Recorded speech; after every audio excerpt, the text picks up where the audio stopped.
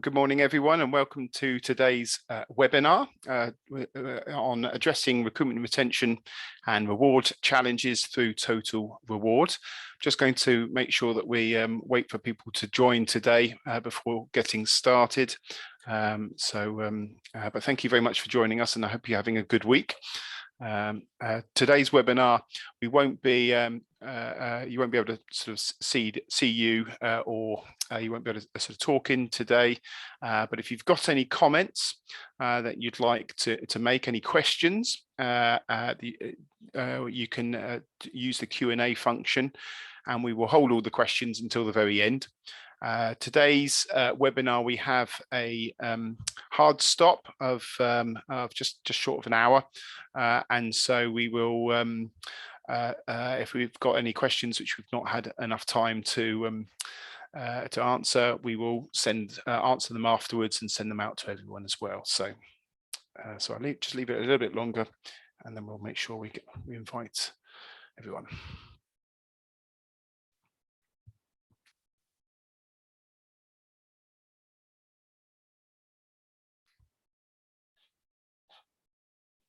Okay, then I think we're going to get started now. So welcome to today's webinar, as I said. So I'm Tim Kellett from Paydata, and today we're talking, as I said, about total reward. And this topic actually came up in one of our HR workshops, or a number of our HR workshops.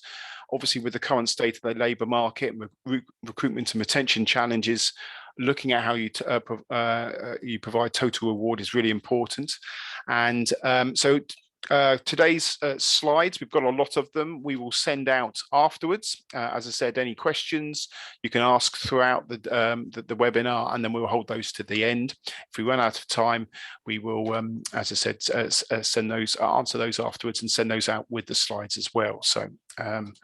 So just a little bit about Paydata. So we provide reward management services to organisations, largely to help them find, attract, retain, engage, and motivate the right people to get for them to be successful. We have a range of services. Obviously, clues in the name, Paydata. So pay benchmarking is one of them, but we do help a lot of organisations creating grading systems. We have our own grading methodology, helping them with the annual pay review cycle, developing reward strategies to support and align with organisation objectives, helping to create pay structure through our pay modelling services, do equal pay audits, and we provide, amongst other things, lots of research and insights, such as these sorts of webinars as well. So wide range of reward services, as I said, and expertise in the team. Speaking of expertise, I'm pleased to introduce my colleague Joe Price, who's our senior reward consultant at Paydata. Joe's extremely experienced in developing reward strategies and working with organisations, and I'm delighted today that we've got his time to talk about this particular topic about total reward. So I will hand over to Joe, and then over to you. Thanks, Tim. Morning, everybody. So I'm just going to make sure I've got control of the screen. Perfect. Thank you, Tim, and sorry, morning, everybody. So the aim of today's sessions are to stress the importance of taking a strategic and holistic approach to reward, present our recommended approach for developing a total reward strategy, and to highlight some of the key things to consider when developing a total reward strategy. So included in that, we'll talk about some of the main design options for you to consider. But before we start, I'm just going to go over sort of, just provide you with an overview of total reward just to set the scene. So obviously the pandemic has forced people to think about what they value and want from their jobs. And as a result, high numbers of people are leaving their jobs or thinking about doing so. So you don't need me to tell you that it's an extremely tough recruitment market right now. But one of the big questions is, what are people looking for? Well, there isn't actually one answer to that question, because it will vary by individual and it will vary by sector and profession and so on. So it's important that you take the time to understand what your employees want and what your future employees want. However, we are starting to see some common themes, such as career and development opportunities, a sense of purpose, and flexible working. And that's really where reward comes into it, because all of the things that I've just mentioned there are rewards. Remember, a reward is simply any aspect of work that people value and that can be used to help attract and retain and motivate and engage people.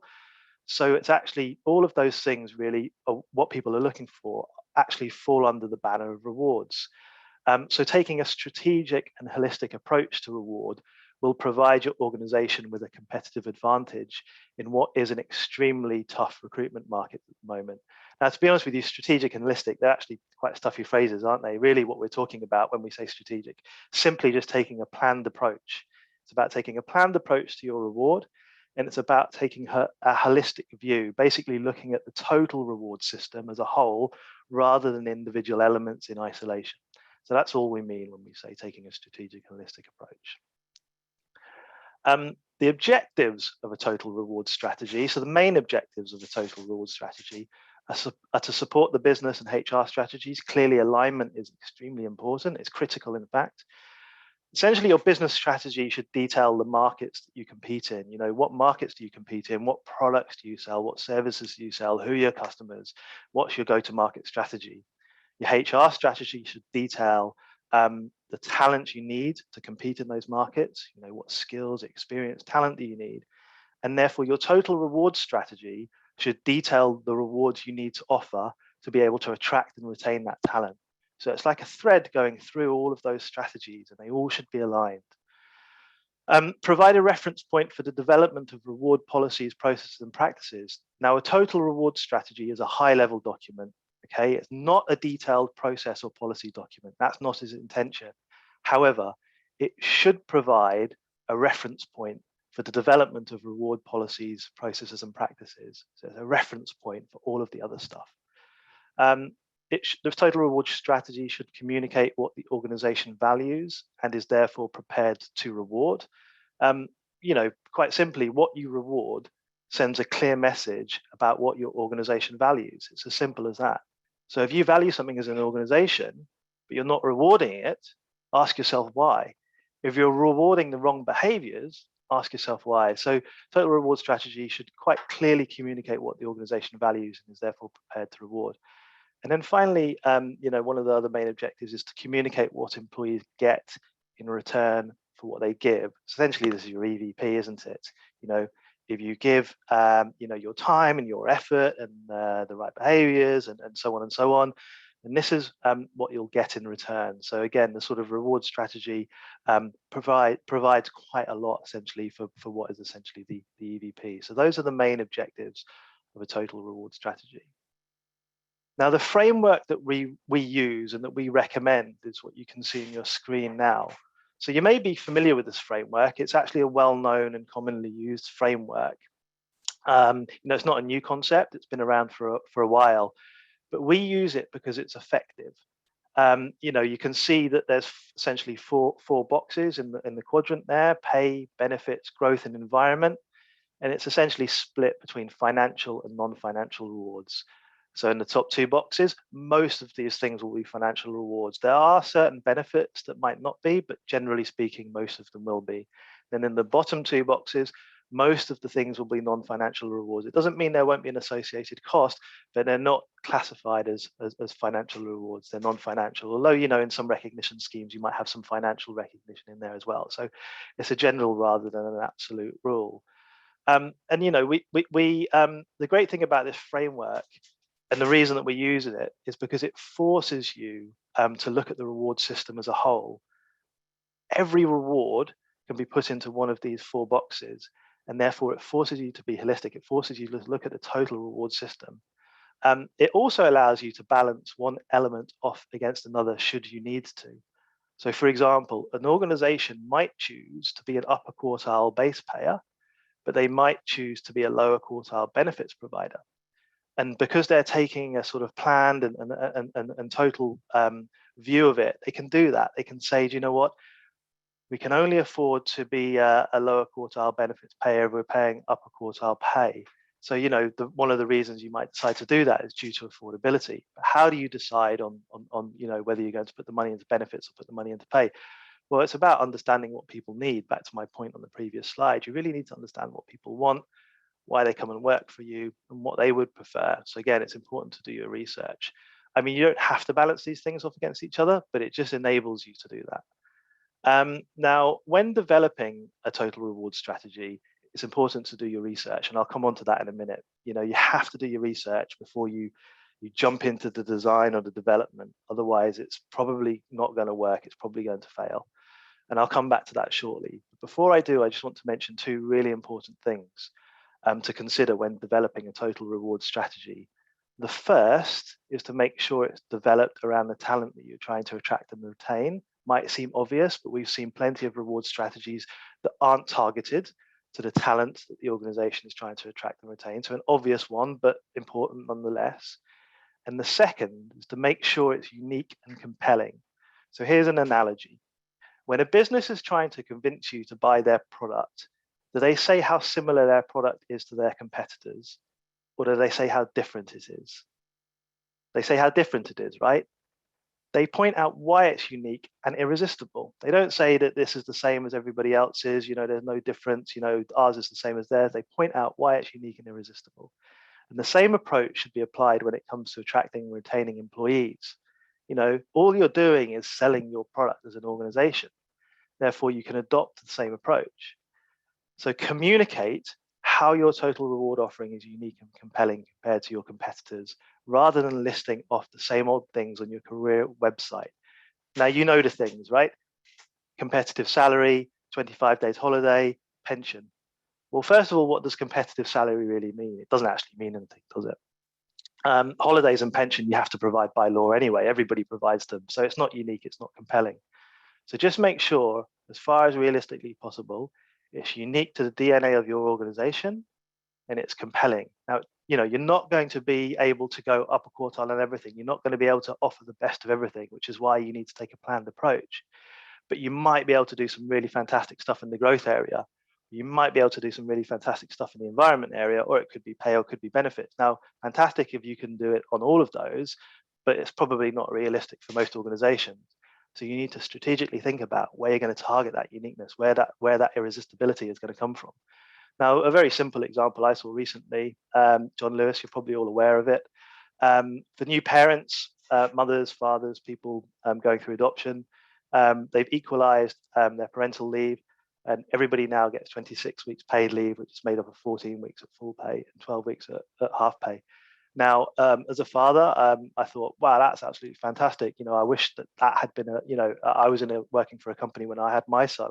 For me, one, it's relatively unique, although I think more organizations are starting to look at that, but it's quite compelling. It did compel me. I thought, wow, that's really attractive. So just a simple and straightforward example, but it's those sorts of things you should be looking for. How do you make your EVP pop? It's a competitive market right now. You need to stand out. So that's the framework that we recommend you follow. As I say, it's not a new concept. It's very, very effective. So our recommended approach for developing a total reward strategy is, as you can see on your screen now. So it consists of 4 phases: a discovery phase, a design phase, an implementation phase, and a review phase. And I'm going to talk about each of these phases in a bit more detail in a moment. But I can tell you that through our experience of working with organizations, quite often people want to jump straight to the design and implementation phases rather than do the discovery. And that's all about research and analysis. And quite often, a lot of organizations, once total reward strategy is in place, they won't review it. You need to constantly be reviewing it to check that it's effective. And I'll talk about that later. So please remember the 4 steps, and they're sequential: discovery, design, implementation, review. It's a design, this is just a design thinking really, and applying it to total reward. So let's have a look at these phases in a little bit more detail. So the discovery phase consists of 2 main things really: research and analysis. So what should you be researching? So you can see on your screen now that I've split it into kind of internal research and external research, because there's things internally, such as the business and HR strategies, the culture and values, key business drivers, views of stakeholders, current policies and processes. That's the internal stuff. And these are just some examples, by the way. Don't limit your research just to the things you can see. There's more than this, but it's just to give you an idea, a starter for 10. And then, of course, there's the external research. There's the competitor and market information and trends. What are your competitors doing? Now, it doesn't mean you should copy them, but you should be aware of what they're doing. Type of talent the organization is trying to attract and retain. That's very important. So you've got the views of internal stakeholders, but what about the views of external stakeholders? What are they looking for right now? And as we said, there's some common themes at the moment, but there will be some differences, but even in location, do your research. Obviously, the economic and political context right now, we you don't need me to tell you the economic and political context. We know the situation. There is a whole host of things going on. Inflation, I think, sort of last month was at 6.2%. There's going to be massive pressure on base pay right now, and you're probably all experiencing it because of inflation. People are going to be really scrutinizing base pay. History tells us it won't last forever, but we're in a particularly tight time when it comes to base pay. And if you can afford it, that's great. But if you can't afford it, that presents an issue, and we'll talk about how you might tackle that later on in the presentation. Obviously, legislation and regulation is very, very important. So I just wanted to quickly talk about views of stakeholders before I move on. When gathering the views of employees in particular, I would encourage you to collect quantitative and qualitative data. So quantitative data can be collected through things like surveys, questionnaires, and qualitative data can be collected through things like workshops. I'd also encourage you to borrow techniques from your marketing colleagues, such as there's a method called conjoint analysis. And conjoint analysis is a popular method of product and pricing market research. I mean, it's actually quite straightforward. You just ask people sort of a list of questions, and you ask them in different ways, and essentially what you end up with is their preferred preferences with regards to a product, if you like. Well, conjoint analysis can also be used to help determine how employees value different rewards. So if you think back to the sort of total reward matrix and all of the rewards in there, you can actually use conjoint analysis to understand which of the rewards people. So rather than asking which do you value, it does it in a more, I suppose, scientific way, if you like. So it's a statistical technique that your marketing colleagues, I'm sure, will be familiar with. But again, back to my point, all we're doing is selling something to employees. So borrow techniques from them. That's what we do that, and I would encourage you to do the same. So second part of the discovery phase and analysis. So what do you do after you've got all that fantastic information? You've done that research and you've got loads of data, basically. Well, you need to analyze it to identify the trends, to identify the potential issues, the conflicts of interest, the things that are kind of opposing each other, all of those sorts of things. So you analyze the information to do all of that. And essentially what you're trying to do is you're trying to answer a number of questions. And again, these are just some examples. What are the organization's short and long-term priorities? It might seem like an obvious question, but we speak to leadership teams sometimes, and leadership. Not every member of the leadership team will understand what the short and long-term priorities are. That surprises me. What does the organization value, both in terms of its values, but also the other things that it wants to reward? What type of talent does the organization need to successfully deliver its business strategy? Who is the organization competing with for talent? What's happening in the market economy? And what do future employees want? And other key stakeholders as well, such as managers.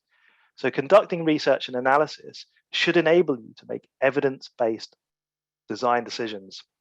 I'm going to talk about the design phase now, but this is why the discovery phase is so important. It arms you with the evidence to make evidence-based design decisions. So I'm going to go into quite a lot of detail for this part of the presentation. We're actually going to look at some of the main design decisions that you should be considering for each of the 4 boxes. And I'm not going to talk about every reward in each of the 4 boxes. I'm just going to talk about the main ones. And I'm going to spend a little bit more time on pay and a little bit more time on environment than I do on benefits and growth. And as Tim says, you will have these slides sent out to you after. So let's have a look at base pay, first of all, okay? Because it is a fundamental part of any total reward strategy. That it's not necessarily a driver of engagement, but it certainly is something that can help with attraction and retention. And it just is a key component. And as I said before, there's going to be huge pressure on pay and pay progression at the moment, just given what's happening in the wider economy. So I thought it would be useful just to talk about some of the main design decisions that you might be thinking about when you're looking at pay. And with pay usually comes a grading structure, or I've called it a pay structure there, but essentially pay and grading structure. And on your screen, you can see the four main types of pay structure.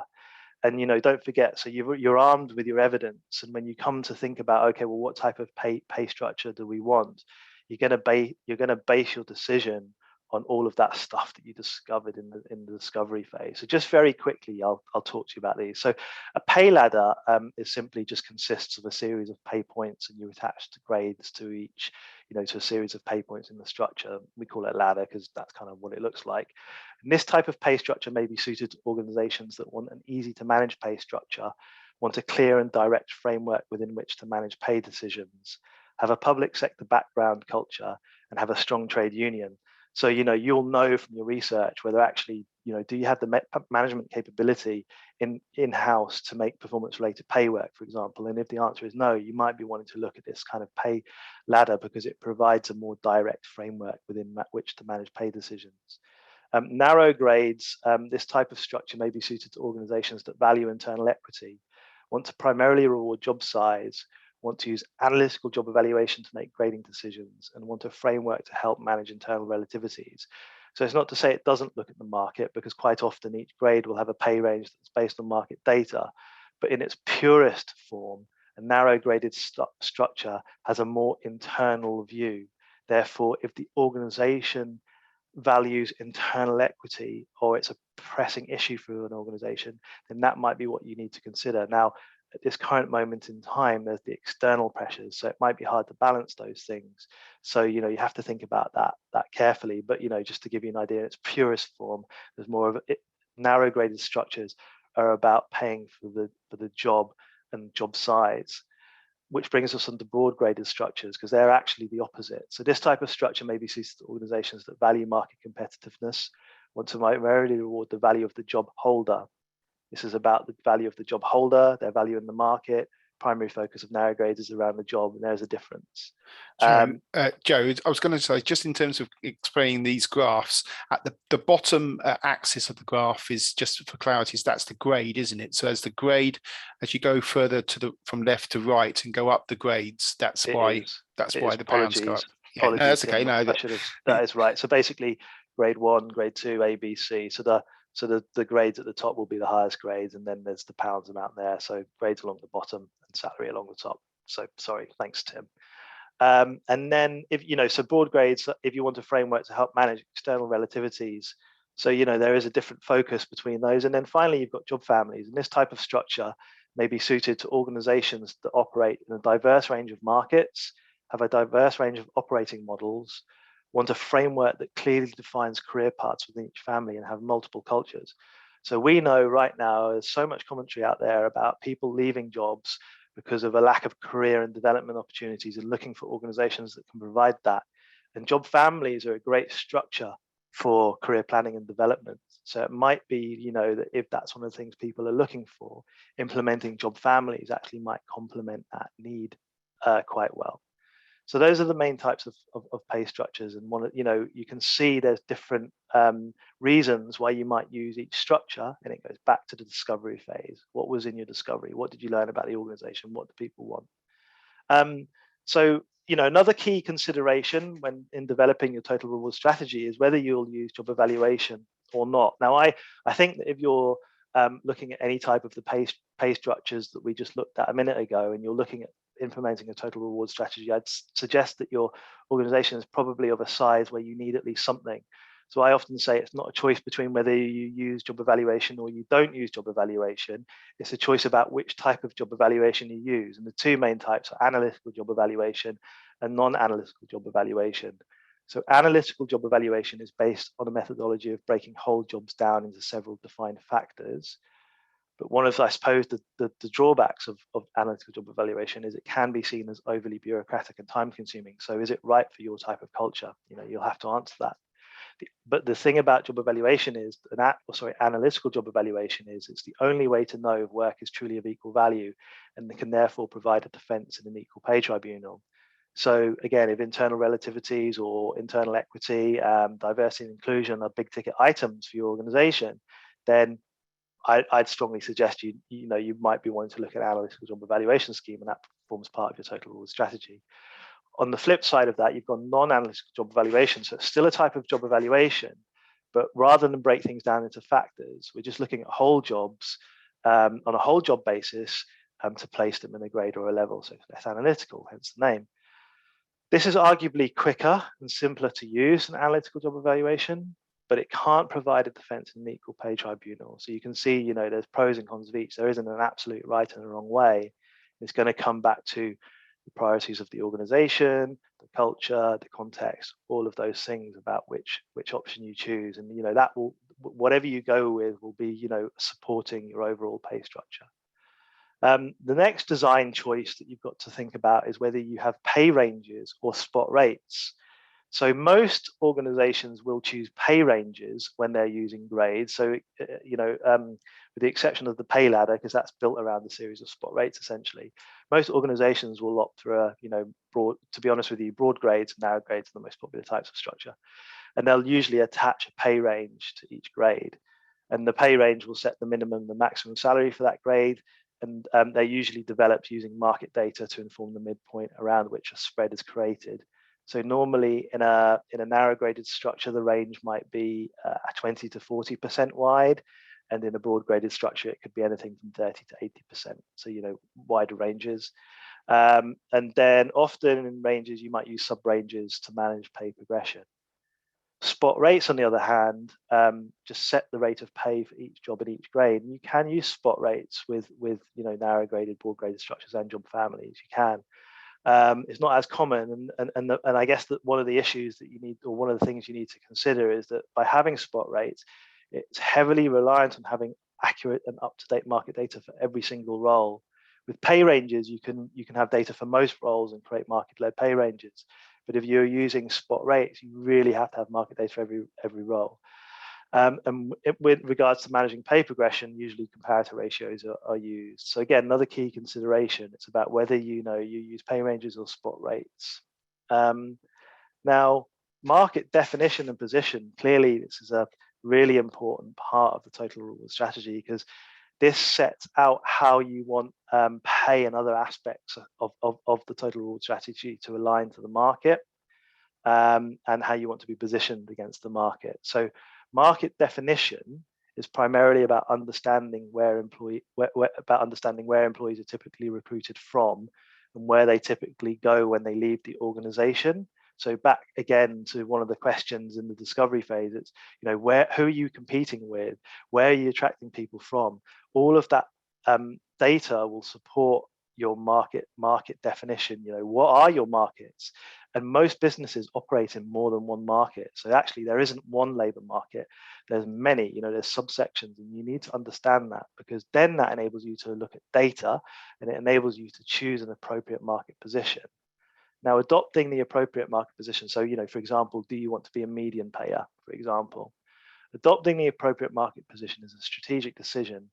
Now, a higher market position increases the pool of people who will be attracted by your offer. So if you're an upper quartile payer, well, that's your market position, that will increase the pool of people who will be attracted by your offer. And it will decrease the pool of organizations that can match your offer. So you can see that from a recruitment and retention perspective, it's not a silver bullet, but it certainly helps. But I can't emphasize this strongly enough. It won't guarantee you the best people, because all it does is it makes your offer more attractive, but it doesn't guarantee upper quartile performance, because you have to go through the recruitment process and you've got performance management process. So just to be clear, that often organizations say we want to be an upper quartile payer because we want upper quartile performance. It doesn't work like that. No guarantees, but what it does do is increase the pool of people who will be attracted by your offer and decrease the pool of organizations that can match your offer. Now, affordability is obviously a key consideration here, and not every organization will be able to be a median payer, for example. That's the reality. Median is generally considered to be paying the market rate, so that's why I've mentioned median. But not every organization will be prepared to be the median. So do you actually say that for this group of business critical jobs will be a median payer, and for this group of jobs will be, and for everybody else will be a lower quartile payer? That's a strategic decision, isn't it? That's about sort of saying that we value everybody, but within a limited budget, we're just going to have to prioritize this group of people. Or do you do, lower quartile for everybody, but try and get be a bit better on benefits, or actually on the bottom, if you think back to the quadrant, if you think back to growth and the environment, do you start to do the more unique and compelling stuff in the non-financial rewards? So it's challenging if you don't have the budget, but it's not impossible. You just have to be creative and think outside the box, I suppose, a little bit. So pay progression, another key consideration. If you've got pay ranges or even spot rates and you've got a structure, how are you going to manage pay progression? This is one of the things people, if they're coming to join your organization, I'd be surprised if they didn't ask this question. They're going to want to know what their salary is going to be on starting, and they're going to want to know how they can progress their pay. So you need to be clear on that. It's going to help you with recruitment and retention. It's going to help you when you're advertising your roles. So most pay systems do provide some basis of pay progression. And I'm talking about pay progression beyond just inflationary increases. And the basis for progression must be aligned with the business and HR strategies. It's obvious, but just make sure it is. Now, the key question is whether to have a direct or indirect link to performance. And I raise that because you don't have to link it to performance at all. It could be linked to just market rates, or it could be linked to skills and competencies. It could be linked to behaviors, for example. But a lot of organizations will consider performance when they're looking at pay progression. Now, the one thing I would say is that performance-related pay doesn't automatically lead to higher levels of performance. That's what people think, but it doesn't. You need to have a lot of things in place in order for it to work properly and effectively. So one of the things you need to have in place is a robust performance management process and system. And the other key thing is to have line managers who are capable of making those decisions. And it is tough. There's a lot of studies out there to say that making objective performance decisions is very, very hard. So you need to consider all of those things when you're thinking about pay progression. And just the last point there just really repeats what I just said. It's people and systems capability is an extremely important consideration when it comes to thinking about pay progression. Now that's base pay we've talked about, but the other big, I suppose, reward that fits in that pay box will be variable pay. Not everybody will offer variable pay. Not every organisation, although they are generally offered in most private sector organisations, but perhaps in not-for-profits and charities and so on, we know they're still offered, but they're not as ubiquitous as they are in private sector organisations. Now, again, variable pay can play a huge part in helping to reinforce and reward behaviors and values and whatever's important to the organization. So thinking back to what does the organization value, potentially you could introduce a variable pay scheme to support that potentially. I always would advise you to think about this very, very carefully, because again, quite often there's probably a more effective alternative option. So the classic example, we want to introduce a bonus because we want to drive performance. There are arguably more effective ways to drive performance through engagement in things like career development opportunities and some of the stuff in the environment. So quite often we say that there is usually a better way. We're very cautious with regards to variable pay schemes because when they work well, they work, but for every scheme that works well, there's probably 5 or 6 that don't work well. There's contingent and reliant on a lot of things. And I want to make the clear distinction between bonus and commission. So a bonus scheme provides a lump sum payment for meeting agreed targets. So that could be a set amount, pounds amount, or it could be a percentage. They tend to be multi-dimensional, so consider a number of different factors, so maybe performance and behaviors. But they're more complex to design because of that, but also they're more flexible. Now, commission schemes, and we often get asked to review commission schemes, and actually it turns out to be a bonus scheme.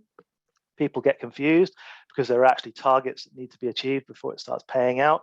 Commission schemes, in their purest form, make a cash payment for every sale or unit sold, tend to be one-dimensional, less complex to design and less flexible, and really they're only usually used for sales type roles. So there's a clear distinction between the two. Now, the next slide, apologies, on hindsight, it's probably a little bit small, and you will get the slides after, so you'll be able to look at what that says. But some key considerations if you do decide to explore implementing a bonus scheme or reviewing your current bonus scheme, some key considerations are the purpose of the scheme, participants, who will be eligible, Measures, absolutely critical. What are you going to measure, and can you measure those things? So, for example, if you're going to say that profit is one of our measures, can you easily measure profit? For example, on a product or service by basis. Gateway, are you going to have a gateway measure, performance cycle, whether payments are a percentage of salary or a flat rate, payment frequency, scheme rules, and communication. So there's a lot to consider when you're looking at a bonus scheme, and bonus schemes can form a core part of your total reward strategy. But I advise you to look at it very, very carefully, because you only really got one opportunity to get it right. Because if you implement a bad bonus scheme, it's quite disastrous, really. So that's the two bits, or those are the elements that I'm going to talk about with regards to pay. So we're going to move on to the next sort of box on our framework, which is benefits. So I'll spend a little bit less time on benefits than I did on pay, but essentially benefits are a core part of the total reward strategy. Benefits themselves can support the business strategy and communicate what is important to the organization. So, for example, sustainability is important for us all right now, and that means it's important for organizations. And organizations are taking sustainability more seriously than they ever have before. And because of that, you might be looking at things like car benefits and saying that, is it right to provide cars and or allowances, given our sustainability targets? Or actually, should we only provide electric vehicles? So you can already start to see how some of the benefits can send clear messages to employees about what's important to the organization. It's not contradicting what's important to the organization. Benefits can help with the attraction and retention. So back to my John Lewis example before, I think their parental leave for personally, I think it's very attractive. And benefits can make employees feel valued as well. So there's a clear business case for taking benefits seriously. And you can use conjoint analysis to understand what benefits people value and what they don't value, because you want to make sure that you're getting the best spend out of the money that best return on investment out of the money you spend on benefits. I would probably take a guess that there are a lot of benefits in a lot of organizations where people don't know they exist, or not being used, or they're not valued. Therefore, is that a good use of money? Now, big question is to flex or not to flex. So the thing about reward right now, and well, not right now, it's reward as it is today, and I don't think this will change, is that people want as much choice as possible. It's the same with us as consumers. We want as much choice as possible from the companies that we buy from. And the same can be said about organizations and employees. We want as much choice. And one of the areas where you can provide choices around benefits. Now, flexible benefit schemes are increasing in popularity because of that. They recognize the diverse needs of employees. Workforces are diverse. And but there is more than one way to flex. So, when a lot of people think about flexible benefits, they think about, this big, long list of benefits, and, they might be you might get certain pounds amount to spend, and you can essentially choose from a shopping list. And that is one way to flex. But actually, if you're a smaller organization and you don't want to do that, or there's affordability constraints regarding that, you can offer some flex within the benefits that you offer. So a classic one is buying and selling annual leave. Everybody offers holiday, they have to, and by giving the people opportunity to buy and sell leave, two things. It gives them a sense of choice, and actually it's very, very popular. Buying and selling annual leave is surprisingly such a popular thing for employees. It gives them the choice, but it's actually quite cost effective relatively to implement, and doesn't take too much to manage. You could be saying that you offer private health insurance to a group of employees, or all employees, and you give them the choice to have their family at their own cost. So there's more than one way to flex, I suppose, is my point on that. And employee involvement and communication are key. So if you're thinking about doing any type of, I'd say this for the whole of the reward strategy, but again, when you're looking at benefits, you're looking whether to introduce flexible benefits, speak to people, see whether they want that shopping list, or whether actually they just want some choice within existing benefits. It'd be surprising actually that, it might not be as flexible as you think. So employee involvement and communication are key. So the next element on the total reward strategy is around growth. So now we're moving into the non-financial rewards space. And, as I said at the beginning, a lack of career and development opportunities is one of the main reasons why people are leaving their jobs right now or thinking about doing so.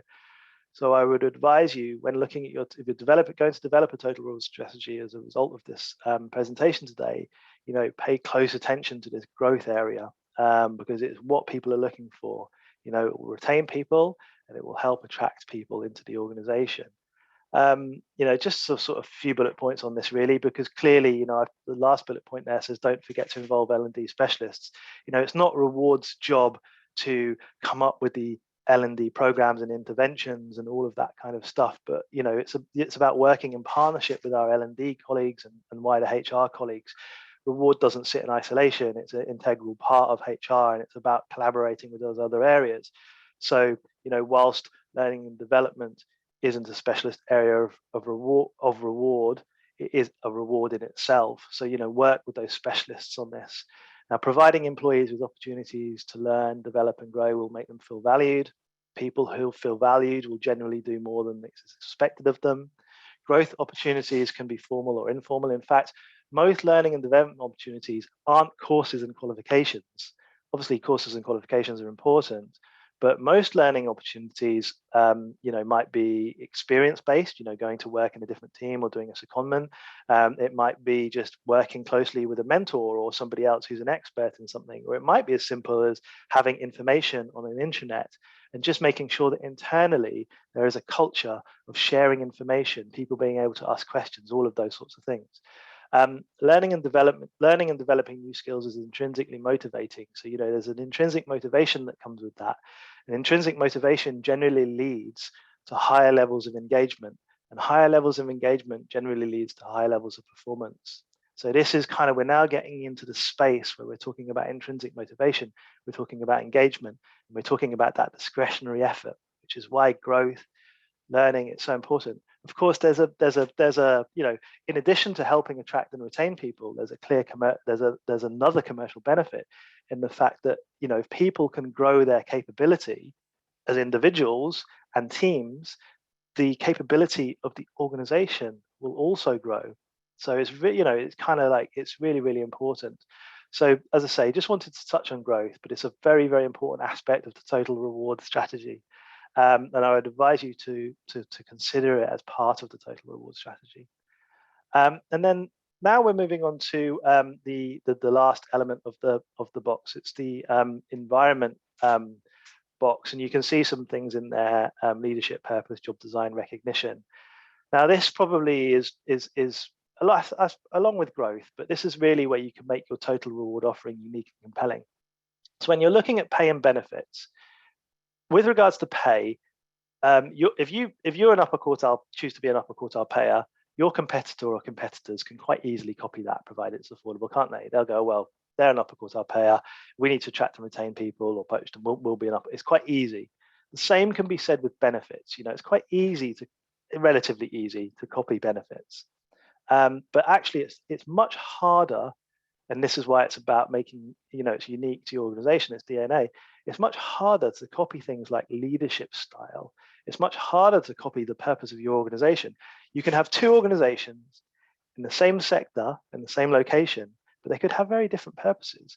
Job design, recognition, recognition could be built around your values. So I'd say that when you're looking to differentiate, more than likely it will probably be in the environment and your approach to learning and development, but more so in your environment.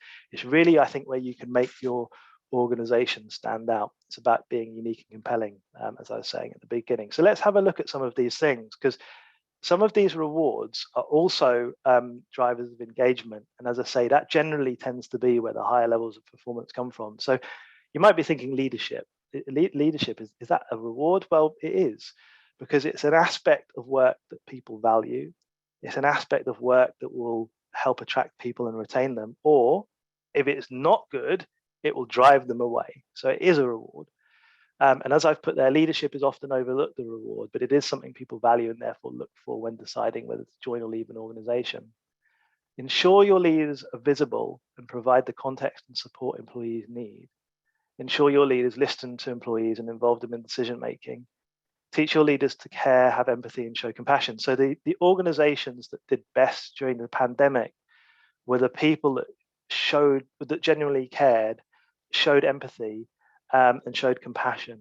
As soon as the job market, as soon as people started to move around again, the organizations that didn't do those things during the pandemic started to lose a lot of people. So one, it's the right thing to do, but there's also a commercial benefit as well. And ensure your leaders live the values. That's a very important thing. So, you know, so I was saying it's a reward, but the other thing about this is important is that if you think about the example I gave, don't just list off the sort of the traditional benefits in your career website. Absolutely, people want to know that. But if you've got good quality leadership that's doing all of these things, you can advertise that to people. You can start to build a story around it. You can say that as an organization, we take leadership extremely seriously. We spend a lot of time and effort and money ensuring our leaders, are equipped with the skills that they need. We make sure that we hold them to account and they do care, have empathy, and show compassion. We make sure our leaders listen to employees and involve them in decision making. Do you know what? If I saw that or I heard that from a recruiter, I start to think, do you know what? I'd like to work at that organization. That sounds good. So, leadership, is it a reward? Yes, it is. Absolutely.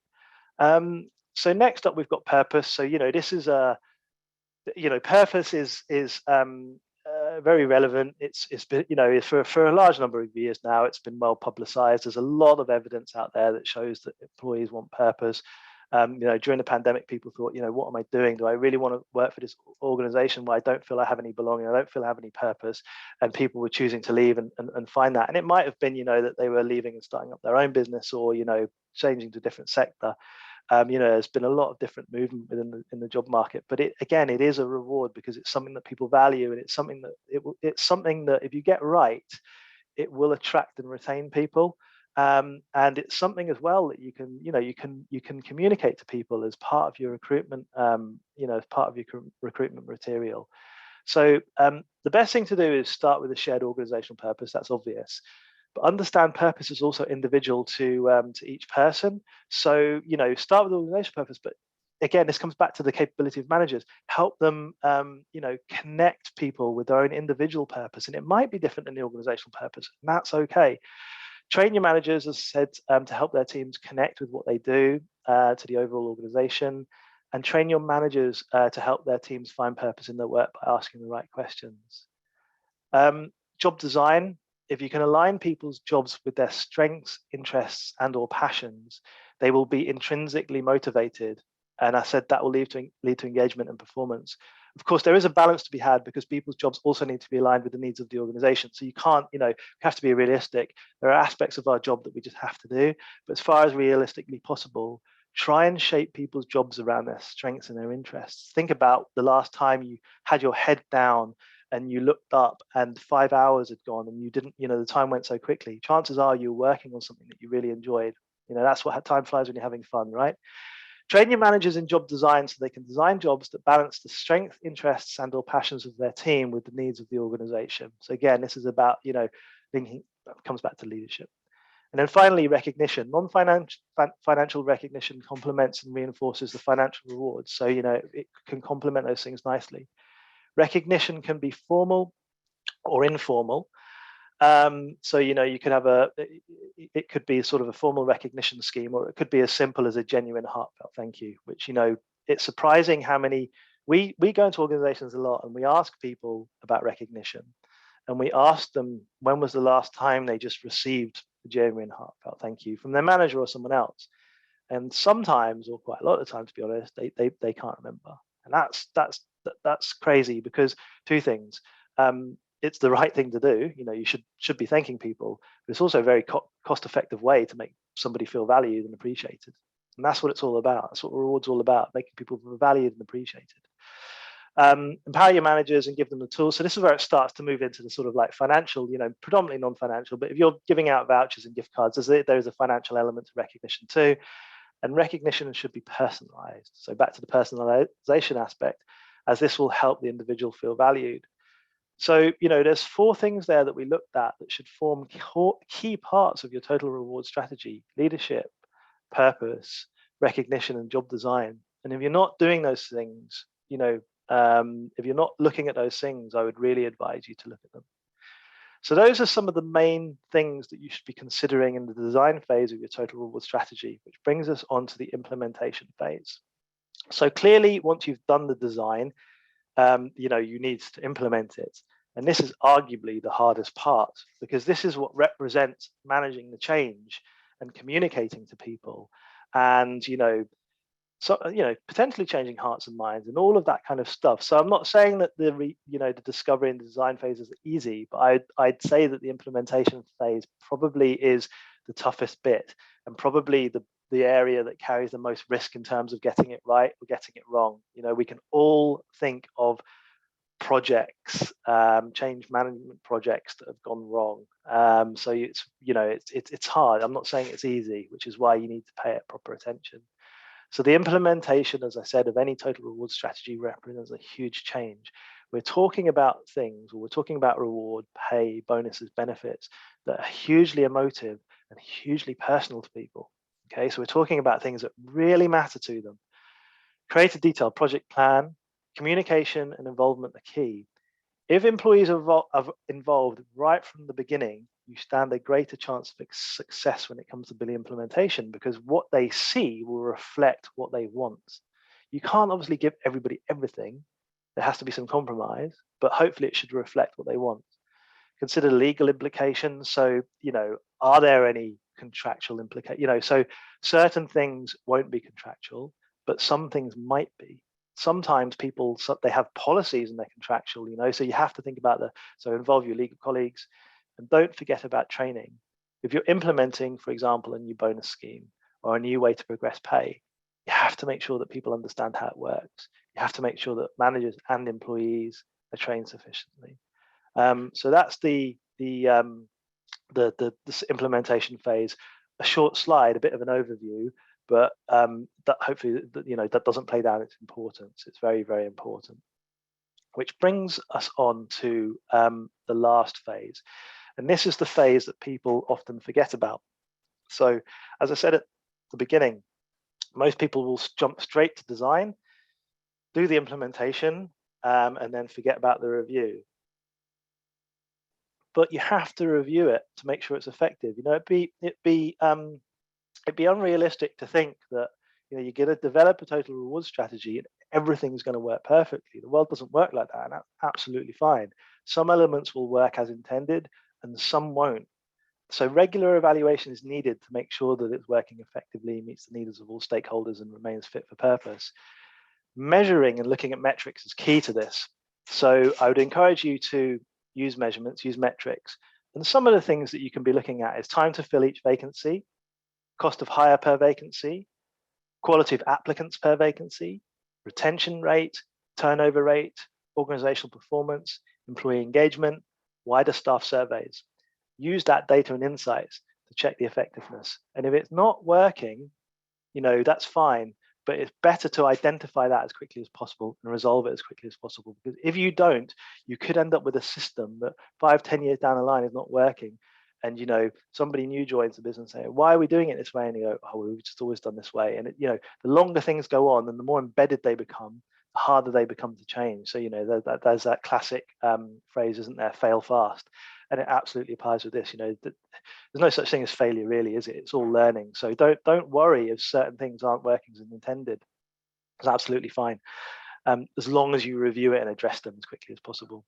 And it's also important to regularly review components such as the market data underpinning the pay structure. So I'm going to assume that there will be some market data underpinning the pay structure.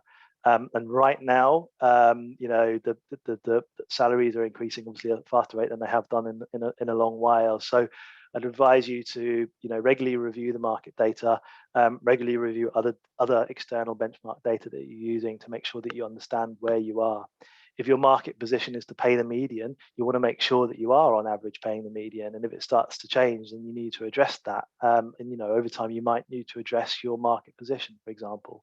So again, as part of the review phase, I guess the review phase is ongoing, to be honest with you. It doesn't come to an end. There's always elements that you should be reviewing. People's attitudes change, what they want changes, what people are looking for changes. So it's just about making sure that you review that and use data and metrics to help you.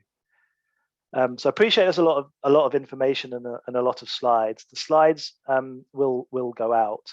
I think that hopefully there's been some questions to the chat, and we will. Sorry, Tim, you're going to say something? Yeah. No, I was going to say, we've got one or two questions on the chat, which we can we'll answer afterwards. I'm conscious about time.